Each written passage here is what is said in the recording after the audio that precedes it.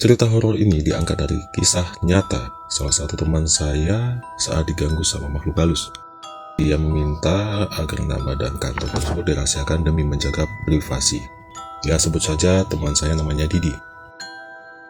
Sekitar 4 tahun yang lalu, Didi diterima di salah satu kantor pemerintahan yang ada di kota Mobagu dengan jabatan sebagai security, petugas keamanan. Didi mengatakan sebelum menjadi gedung kantor pemerintahan, awalnya gedung itu sebelum jadi kantor itu adalah sebuah rumah kosong yang ditinggalkan penghuninya selama bertahun-tahun. Jadi tak heran ya jika bangunan rumah itu menjadi markas makhluk halus. Di hari pertama bekerja, Didi mendapat jatah shift malam seorang diri.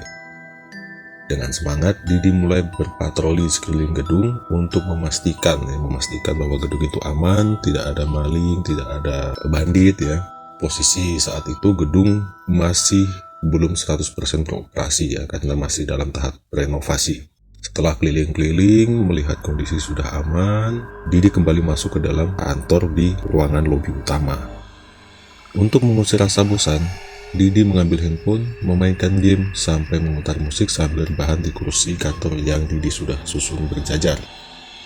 Tidak terasa, waktu sudah menunjukkan 12:30 malam. Dianggap kondisi sudah aman terkendali, Didi berniat untuk tidur sejenak.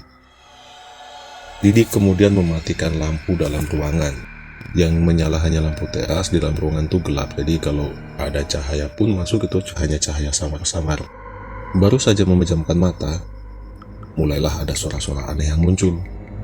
Didi mendengar ada suara kursi dan meja yang bergeser sendiri.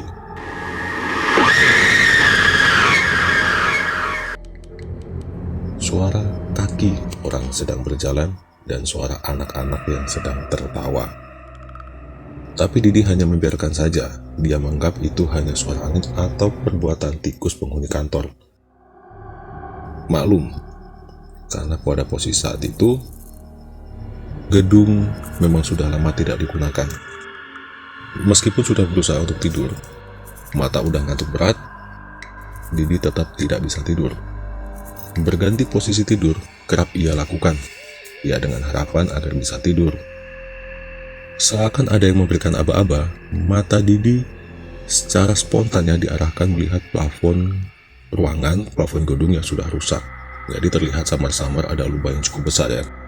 Didi melihat di dalam plafon itu, Didi melihat banyak bayangan yang lalu lalang. Dari bayangan yang besar hingga yang kecil, jumlahnya pun sangat banyak, ditambah suara-suara ribut seperti pasar. Didi berusaha memejamkan mata, tapi tidak bisa. Ya, mata Didi dipaksa terus untuk melihat ke arah lubang. Sontak saja, mulai muncul satu persatu bentuk makhluk yang wujudnya tidak karuan dari dalam lubang plafon. Didi berusaha untuk bangun dan berteriak, tapi badannya terasa lemas. Sedang untuk membuka mulut saja, Didi tidak bisa.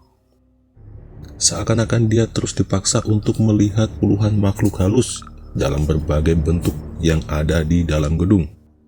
Didi mengaku ada yang bentuknya seperti orang tua, anak kecil yang seliweran kayak tuyul, bahkan ada yang mukanya hancur dan berdarah-darah. Selama 3 jam lebih, Didi mengalami hal yang menyeramkan itu. Mau tidur nggak bisa, mau bangun nggak bisa, mau nangis juga nggak bisa. Pokoknya serba salah pada posisi saat itu, ditambah sendirian. Nasib Didi pada saat malam itu diselamatkan oleh kumandang azan subuh. Ya. Jadi gangguannya itu dari jam mungkin sekitar jam 1 sampai jam 3 atau mungkin jam 2 sampai jam 4 subuh. Dengan tenaga yang tersisa ditambah baca-baca doa yang Didi hafal, Didi memaksakan diri untuk bangun dan langsung pulang ke rumah meskipun jam kerjanya belum selesai. Usai kejadian itu, Didi mengalami demam, selalu muntah-muntah, dan itu berlangsung selama berhari-hari.